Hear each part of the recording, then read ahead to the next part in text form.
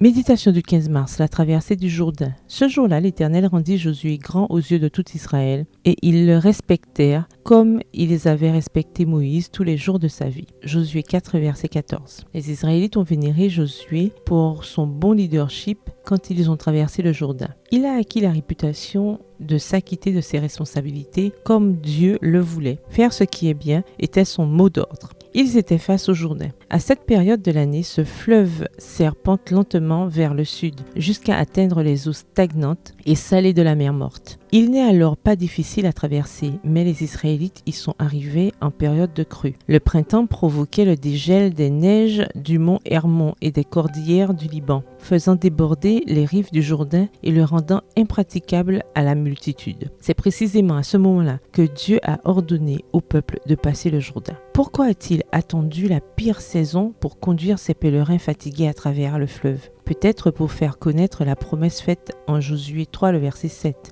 L'Éternel dit à Josué, « Aujourd'hui, je commence à te rendre grand aux yeux de tout Israël, afin qu'ils sachent que je suis avec toi, comme je l'ai été avec Moïse. » C'est dans les circonstances difficiles que le caractère est testé. Dieu voulait que la traversée du Jourdain soit miraculeuse, et Josué en avait prédit le succès et le sens. À ceci, vous reconnaîtrez que le Dieu vivant est au milieu de vous. Josué 3, le verset 10. Il devait être clair que c'était la présence divine et l'obéissance qui feraient de cette traversée une réussite miraculeuse. Aussi, Josué a demandé aux prêtres d'avancer avec l'arche. Imaginez les familles tremblantes suivant des yeux leur passage.